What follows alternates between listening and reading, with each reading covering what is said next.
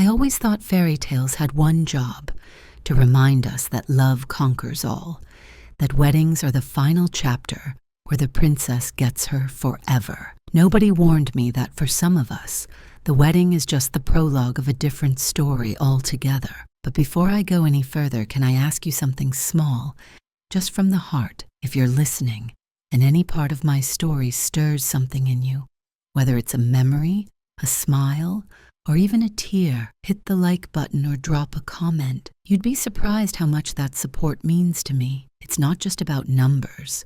It's about feeling like these stories matter, like we're all sitting together at the same kitchen table, sharing the kind of truths we don't usually say out loud.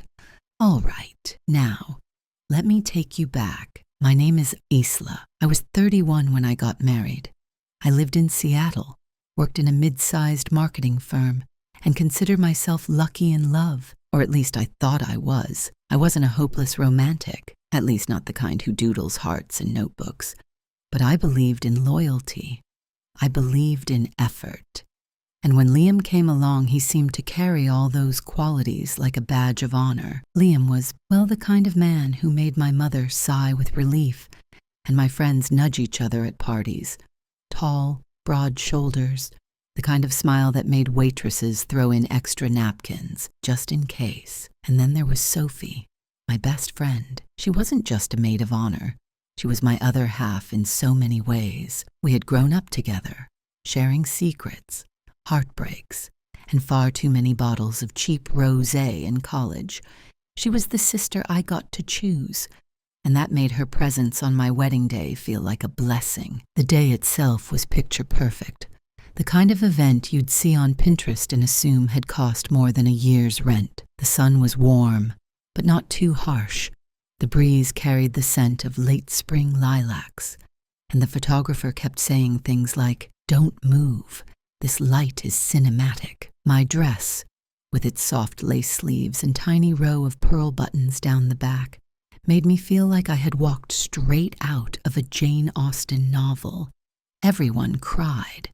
Even Liam's brother, who claimed he hadn't shed a tear since he stubbed his toe in 7th grade. My father gave me away with trembling hands and whispered, "You've chosen well." And Sophie stood right there, dabbing her eyes, mouthing, "Perfect," across the aisle. I felt wrapped in the kind of love you only see in Hallmark movies, where everything smells faintly of vanilla candles. But here's the strange thing. Looking back, there were moments that didn't quite fit into the fairy tale frame. For one, Liam seemed distracted. Nothing loud or obvious, just small things. A quick glance at his phone during the reception, a laugh with Sophie at some joke I hadn't heard, the way his hand sometimes lingered on the table instead of finding mine. At the time, I brushed it off.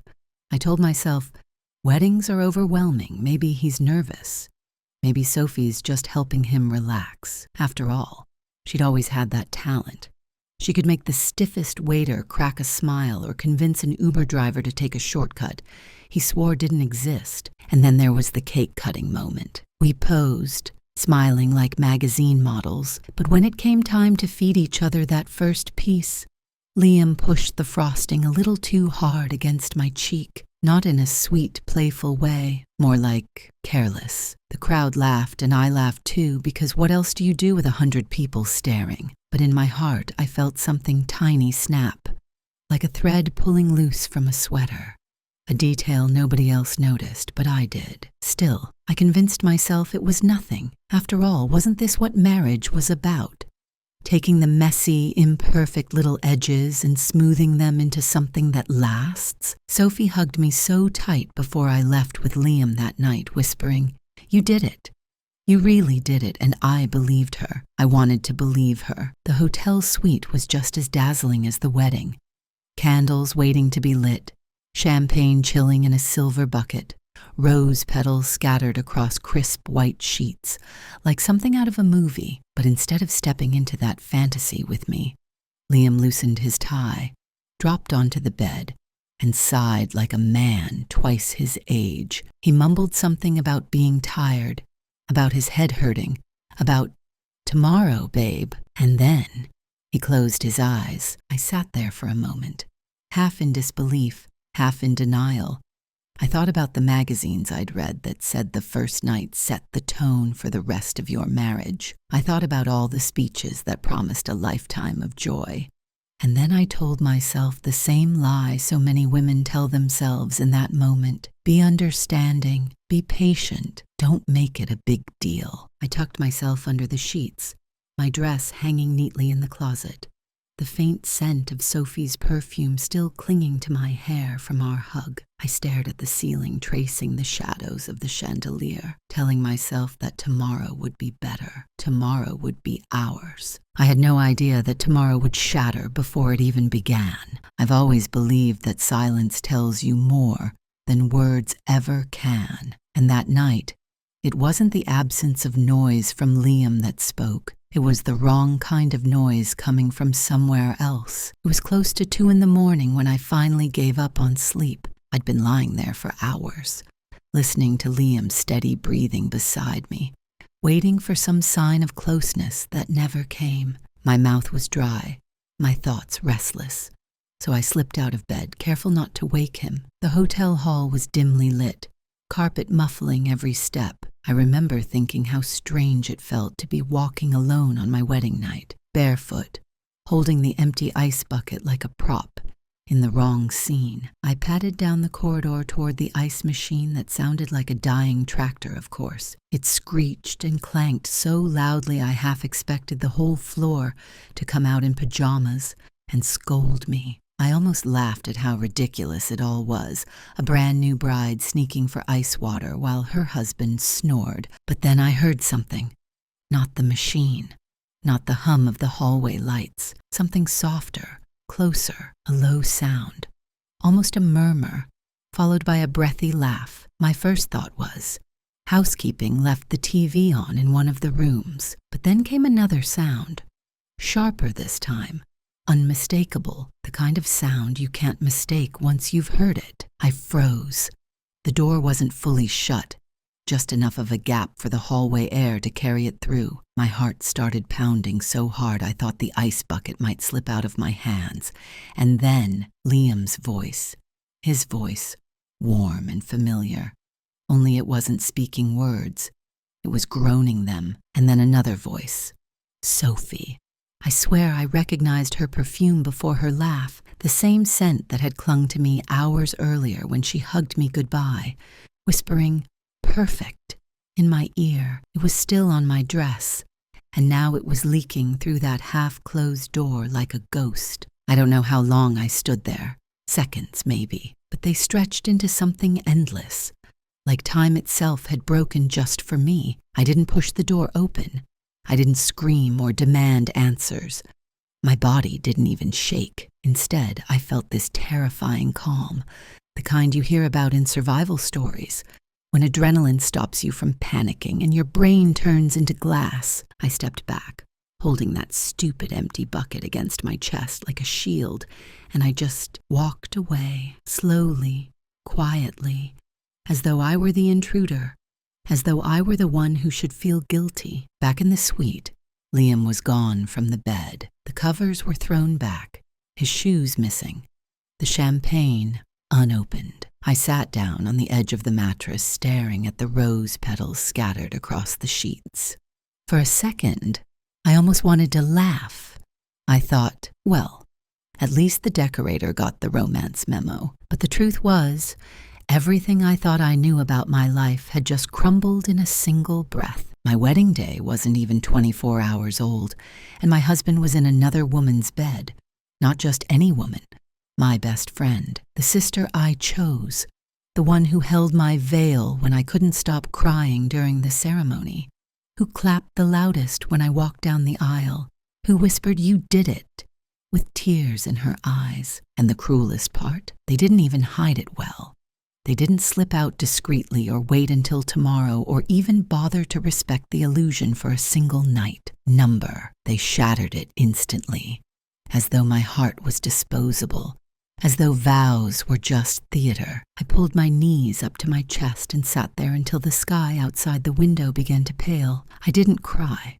Not yet. My body hadn't given me permission. Instead, I listened to the quiet hum of the city below, the occasional honk of a car horn, the clink of bottles in the alley. All of it sounded clearer, sharper, as if the whole world had tuned itself to one frequency: betrayal. And in that sharpness, I knew one thing with absolute certainty. I wasn't going to swallow this. I wasn't going to wait years to admit the truth, or try to fix what had never been real. Tomorrow everyone would know. Morning came like nothing had happened, sunlight spilling across the hotel room, soft and golden, as if the universe itself wanted to mock me. Liam was back in bed by then, sprawled out with one arm over his head, the picture of a man without a care in the world. I watched him for a long time, my chest tight but my eyes dry, and I realized something with a kind of cold clarity. If I didn't speak now, if I didn't say it out loud, the truth would drown in silence, and I would spend years carrying it around like a secret disease. So when the family gathered for breakfast, both sets of parents, siblings, Sophie pretending to nurse a coffee like she hadn't stolen half my life in one night, I sat down at the table, folded my napkin neatly on my lap, and said it. I told them I couldn't stay in a marriage that had lasted less than a day, because my husband and my best friend had already managed to find each other in the dark. The room froze. You could hear forks scrape against plates, the hiss of the espresso machine behind the counter, and then nothing, just silence, heavy and shocked, broken only by Sophie gasping, clutching her chest as if I'd wounded her. Liam stared at me, then around the table, and then he did something that nearly made me laugh in its absurdity. He shrugged, as though I'd accused him of forgetting to take out the trash instead of blowing up 2 families at once. His mother's face went pale. My father's jaw clenched so tight I thought he might break a tooth. And still Liam sat there, cool as stone, sipping his orange juice before opening his mouth to say the most insulting thing I've ever heard in my life. He said we could make it work if I was willing to be open-minded. He said, and I swear I will never forget this, what if we just do a rotation? A week with you, a week with her? That way nobody has to lose. I didn't shout. I didn't throw my water in his face or flip the table, though God knows the fantasy of it would have been satisfying. Instead, I looked him in the eye, calm as the ocean before a storm, and told him I wasn't a rental car to be passed back and forth, and that the only thing he'd be rotating was his own sorry self out of my life. Sophie opened her mouth, ready with her excuses, with her weepy little lines about how it just happened and how she never meant to hurt me. But I cut her off with one raised hand. There are some words you don't need to hear when you already know the truth, and I didn't need to give her the dignity of pretending she had something valuable to say. The parents scrambled, of course. His mother pleaded for privacy. Mine whispered that maybe I should take a moment to think it over. His father muttered something about young people making mistakes, but I had already made my choice, and I wasn't about to walk it back. I pushed my chair back, stood up, and said clearly enough for everyone in the room to hear, "It's over. The wedding is the last thing we'll ever do together. From here on out, Liam, you are someone else's problem." And with that, I walked away. Not just from the table, but from the entire illusion that had carried me into this marriage. The strange thing was, I felt lighter than I had in months, maybe years. Betrayal has a way of hollowing you out, but once you name it, once you drag it into the daylight, it loses its power to keep you hostage. That morning, I wasn't just a bride abandoned on her wedding night. I was a woman who had chosen herself over the lies of others. And though everyone at that table was in shock, and though Sophie's mascara streaked her face, and Liam sat there frowning like a child whose toy had been taken away, I knew I had just given myself the one gift nobody else could take from me: freedom. The days after the wedding felt like walking through smoke. My phone never stopped buzzing. First it was my mom telling me I had been too harsh, that every marriage had rocky starts. that maybe I should give it more time before making such a big decision. She whispered about family reputation, about how people would talk. Then Liam's mother called, begging me to keep it private, to think of Liam as just confused. She actually said, "Don't throw away a whole future over one mistake." I wanted to laugh, but all I could do was breathe and remind myself I wasn't crazy. The worst were Sophie's messages.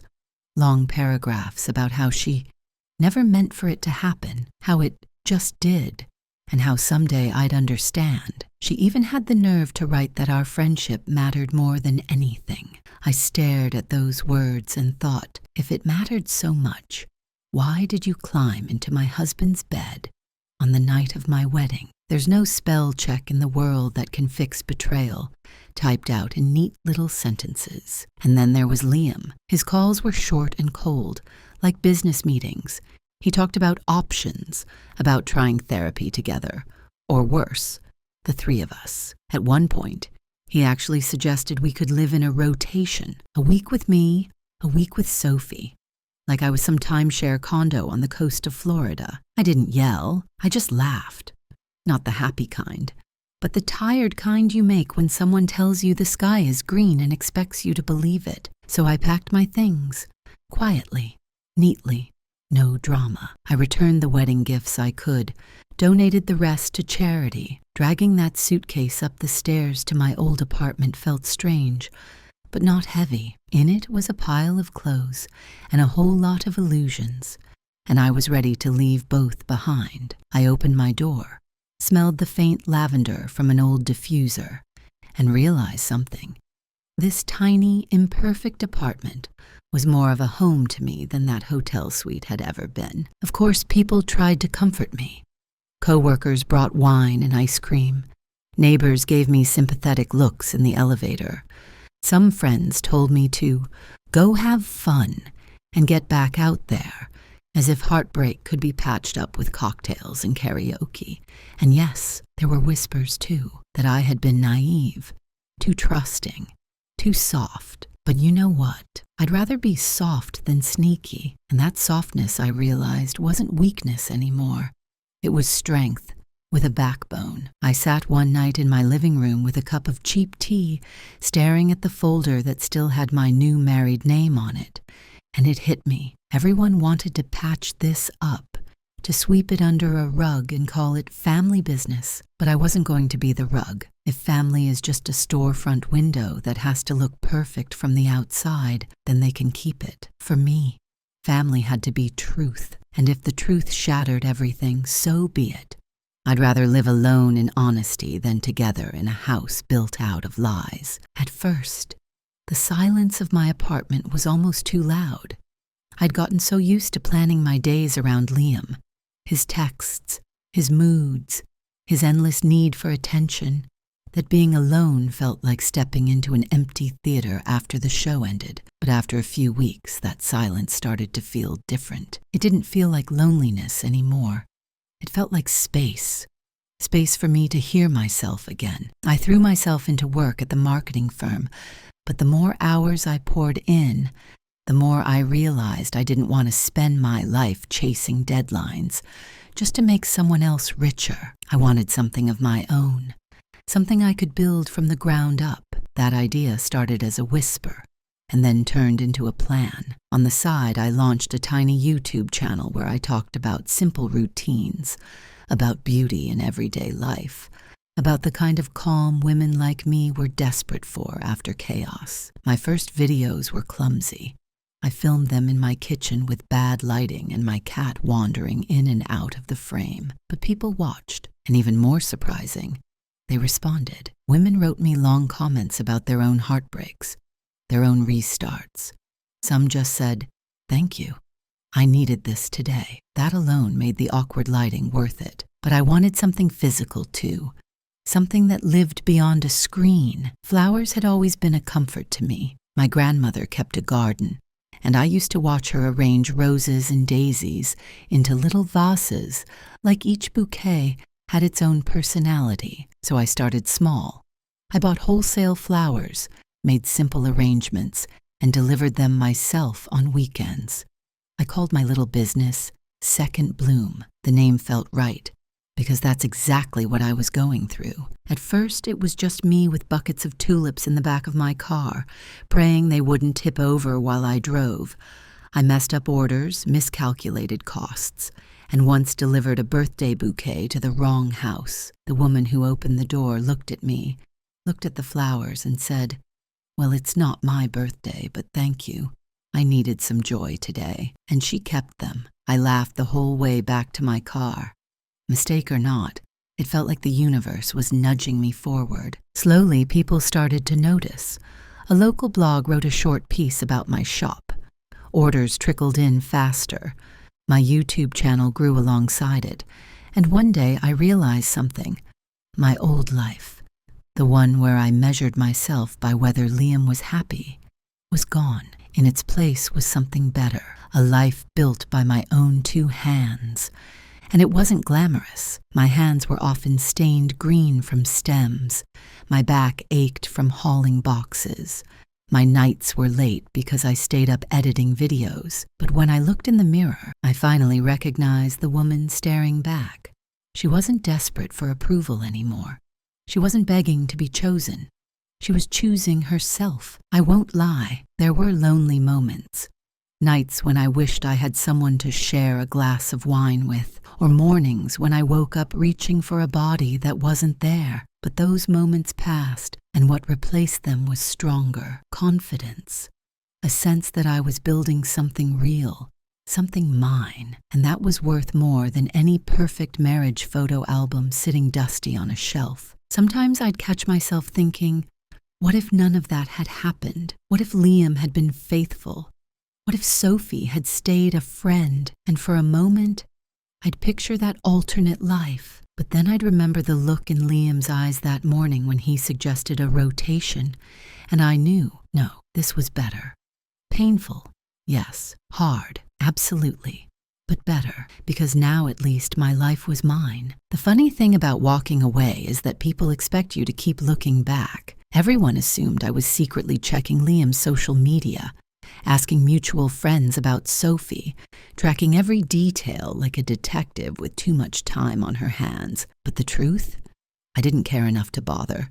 I was too busy keeping my shop alive and learning how to edit videos without accidentally cutting my head out of the frame. Still, word had a way of finding me. A friend from college called one night and said, "You're not going to believe this, but Liam and Sophie are already fighting." Apparently, it started small. Arguments about money, about how quickly they moved in together, about who should be paying what. Then it got uglier. Sophie accused him of flirting with coworkers.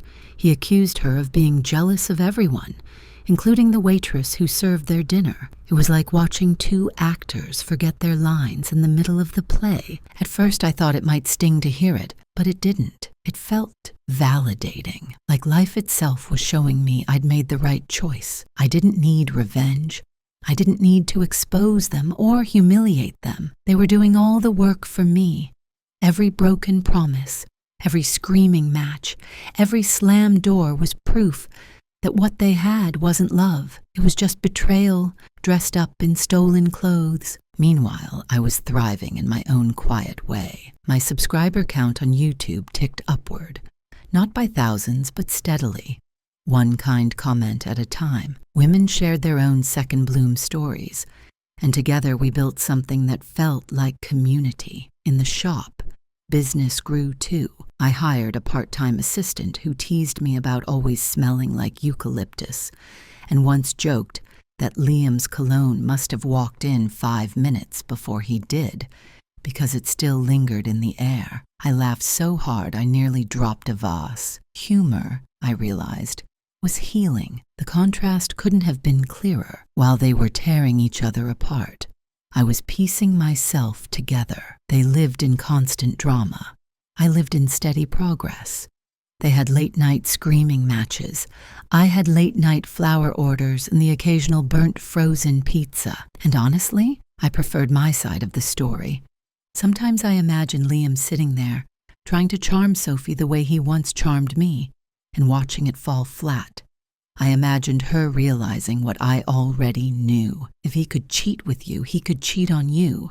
And I almost felt sorry for her. Almost. But then I remembered that night in the hotel hallway, and the sympathy disappeared like steam off a kettle. It was a strange kind of justice.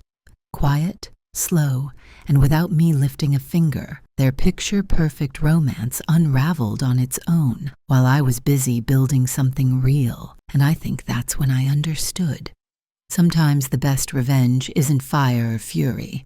Sometimes it's just patience, watching the universe do the heavy lifting for you. It was an ordinary Tuesday morning in the shop, the kind of day where the biggest excitement was whether the tulips would hold up in the sudden Seattle heat or collapse like tired dancers. I was arranging a bouquet of sunflowers when the doorbell chimed, and in walked a man whose cologne reached me before his voice did. I didn't have to look up to know who it was. Liam. For a second my hands froze around the stems.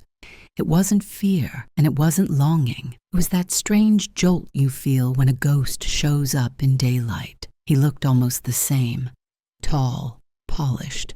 That same grin he used to practice in the mirror. But time had carved small cracks into him.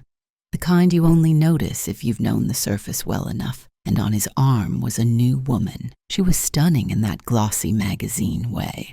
Long hair, big sunglasses worn indoors, a designer bag hanging on her wrist like a trophy. She laughed too loud at nothing, the kind of laugh meant to be overheard. He didn't recognize me at first. Maybe it was the apron.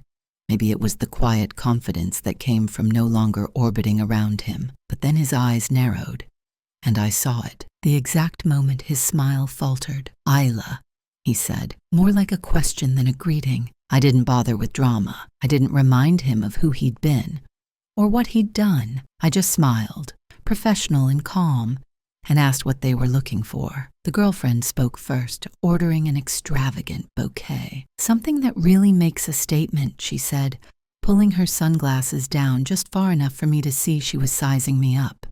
Liam stood there, hands in pockets, trying to act like he owned the air in the room. I went to work. Roses, lilies, a touch of eucalyptus for fragrance. My hands moved on instinct, but inside my heart hummed with a power I'd never felt before. Here he was, the man who once thought I'd crumble without him, standing in my store, asking me for beauty I had created. He wasn't in control anymore. I was. When I handed over the bouquet, she gasped and said, "Perfect." Liam didn't look at the flowers, though. He looked at me. Maybe searching for bitterness, maybe hoping for some trace of the woman who once worshipped him. But all he found was composure. That was my victory. As they left, the doorbell chimed again, and my assistant leaned in from the back, grinning. "His cologne showed up 5 minutes before he did," she whispered, and I nearly doubled over laughing. The timing couldn't have been better. Humor has a way of softening the edges of revenge, and in that moment, I felt lighter than I had in years. It wasn't a big scene.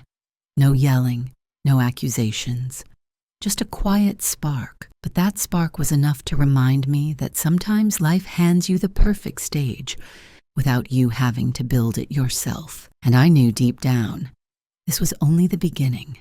After that day in the shop, I couldn't get the image out of my head. Liam standing there, trying to act unshaken while I wrapped flowers for the woman who had clearly taken my old role as his biggest admirer. It stirred something in me. Not pain anymore, not even jealousy, but a kind of quiet curiosity. Life had already punished them once when their perfect love story fell apart, but here he was, still walking around like the world owed him a round of applause. I kept thinking, maybe karma needed a little nudge. Now, I'm not a cruel person.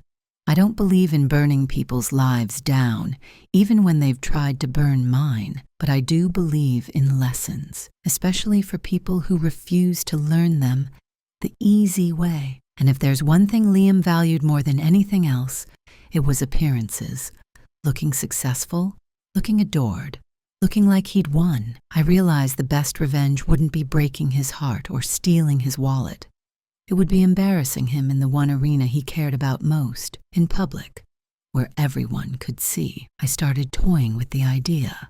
Not something dangerous, not something lasting, just poetic justice, a prank, dressed up as karma. The thought of it made me smile in the quiet moments, like when I was trimming roses or editing a video late at night. Part of me wondered if it was wrong to even think about it, but then I'd remember that hotel hallway, the sound of laughter that wasn't mine, and the way Liam had looked at me the next morning as if betrayal could be negotiated like a phone contract. And suddenly the hesitation melted away. The plan didn't come all at once.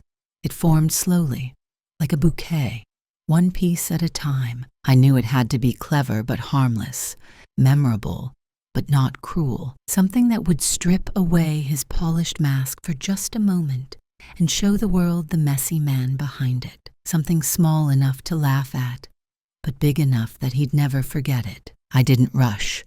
I waited, because timing, just like in flowers, is everything. You can't force a bloom before its season, and I knew the right moment would eventually walk right through my door, or maybe right into the restaurant where he loved to show off. And when that moment came, I promised myself I wouldn't hold back. Not out of anger, but out of something far better, closure, with a touch of comedy. The night it finally happened, I didn't plan on being at the restaurant. That's the truth. A friend had invited me out for dinner, and I almost said no because I was tired from a long day at the shop. But something in me said go, and when we walked in, the universe delivered exactly what it had promised. Liam, seated at a corner table with his latest girlfriend, the same glossy-haired woman who had strutted into my shop weeks before. He looked the same as always. Perfect suit. Rehearsed smile, the kind of laugh that sounds a little too polished. She was dressed like she wanted the whole room to know she belonged to somebody important. Their table was covered in expensive dishes, wine glasses filled high, the picture of two people playing at love. I might have walked right past, ordered my food and ignored them, but then I saw the bouquet I had made for him sitting on the chair beside her, as if he wanted the whole world to see he could buy beauty and carry it around like a trophy. That was the spark. My quiet little plan slipped into place, and I realized this was the moment. It started small. They were eating, sipping wine, showing off with loud voices meant to draw attention. Then I noticed her shifting in her seat, her hand pressing against her stomach. At first, I thought maybe she'd had too much champagne. Then Liam started fidgeting too, his face tightening in ways I'd never seen at those perfect dinners we used to share. Within minutes, the polished laughter was gone, replaced by panic written all over their bodies. The restaurant grew restless. People turned to look. Whispers spread like wildfire, followed by the first bursts of muffled laughter. Liam excused himself once, then twice, then finally stumbled back red-faced and sweating. His girlfriend wasn't doing much better. Her perfect hair now clung to her forehead, her voice rising in sharp complaints that carried across the room. Whatever performance they had come in to give was over, and the audience was not forgiving. The manager came over, trying to calm things down, but by then it was too late. Diners were openly laughing. Phones came out, and the sound of chairs scraping across the floor filled the room as Liam and his date were escorted out, tripping over each other in their rush to escape. And then came the kicker. Word spread fast afterward. Apparently that glamorous girlfriend had a little scheme of her own. She wasn't in it for love. She was in it for his wallet. He hadn't been showing her off. She had been using him. When the police got involved later over a stolen credit card, the gossip traveled quicker than wildfire. Liam, the man who once thought he could juggle women like calendars, was now the butt of the city's cruelest joke. I didn't clap. I didn't gloat. I just sat back with my dinner, ate my pasta slowly, and let the laughter roll around the room like background music. It wasn't about hurting him. It was about balance, about life pulling the curtain back and showing everyone the man behind the mask. And the best part, I didn't have to raise my voice, break a single plate, or shed one more tear. The universe did all the work. For the first time since my wedding day, I felt something close to peace, not because Liam had suffered, but because I realized I was finally free of him. His humiliation didn't belong to me. It was his own creation, and all I had to do was sit in the same room and witness it. When I got home from that dinner, I sat on my couch with a cup of tea and realized something had shifted inside me. For months, maybe years, I'd been carrying this quiet weight, anger, hurt, betrayal, the kind of heaviness that doesn't always scream but settles into your bones. And that night, it was gone. Not because Liam had been embarrassed, but because I finally understood that his downfall wasn't my responsibility, and neither was his healing. He could carry his own weight now. Mine was gone. I poured everything back into my life. My channel grew into something I never expected. It wasn't just me talking into a camera anymore. It was a community. Women left comments about leaving bad marriages, starting over after 40, learning to love themselves after decades of being told they weren't enough. We laughed together. We cried together. And sometimes it felt like we were all sitting in the same living room even though we'd never met. I realized I wasn't just telling my story. I was helping other women find theirs. My flower shop, Second Bloom, became more than just a little boutique. It turned into a place where people came not just for bouquets, but for comfort. Brides came with nervous smiles. Widows came looking for something gentle. Men came in with clumsy hands and hopeful hearts. Flowers have a way of speaking when words fail, and my shop became a language all its own. I even started offering small workshops, teaching people how to arrange blooms, how to see beauty in crooked stems, how to understand that broken things can still be beautiful. There were quiet nights too, nights when I'd sit at the counter, sweeping petals off the floor, and think about how far I'd come from that girl in the wedding dress, waiting for a husband who never showed up. The contrast was almost funny. Back then I measured my worth by whether Liam wanted me. Now I measured it by the joy of creating something with my own 2 hands. My life wasn't perfect. It was messy, sometimes exhausting, sometimes lonely, but it was mine, and that made all the difference. I even found myself forgiving, not him, not Sophie, but myself, for ignoring the red flags, for excusing behavior that didn't deserve excuses, for trying to make something work that was broken from the start. Forgiveness felt like spring rain after a long winter. It didn't change the past, but it made the ground softer for new things to grow. Sometimes people asked me if I wanted revenge, if I still thought about Liam, and I'd smile and tell them the truth. The best revenge was this: my peace, my independence, my second bloom. Liam could keep his drama, his revolving door of girlfriends, his shallow little games. I had something better, myself. And for the first time in a very long time, that felt like enough. I never went looking for love again, not in bars, not online, not through setups from well-meaning friends. For a long time, I was simply enough on my own. My life was full, between the shop, my channel, and the little rituals I built for myself, like quiet mornings with coffee or late-night walks when the city was winding down. Love wasn't a need anymore. If anything, it felt like a luxury I didn't expect to find. And maybe that's why, when it did come, it felt so different. I met Daniel at a community event, of all places. He was helping set up tables for a local fundraiser, sleeves rolled up, hair a little messy, more focused on fixing a wobbly chair than impressing anyone. There was nothing dramatic about it. No fireworks, no slow-motion moment like in the movies. Just a simple conversation over folding chairs, where he asked me about my shop and I asked him about his work as an engineer. He admitted he wasn't good at small talk, and I laughed, because it turned out I wasn't either. Somehow, that was the spark. What surprised me most wasn't passion. It was peace. With Daniel, there were no games, no power struggles, no endless analyzing of texts. He showed up when he said he would. He listened when I spoke. He laughed at my terrible jokes. and I laughed at his. We didn't climb mountains of drama just to feel alive. We folded laundry together on Sundays and talked about which takeout place had the best dumplings, and it was exactly what I needed. At first, I kept waiting for the catch. My old life had taught me to expect the rug to be pulled out from under me. But months went by, and the rug stayed right where it was. His kindness wasn't a mask.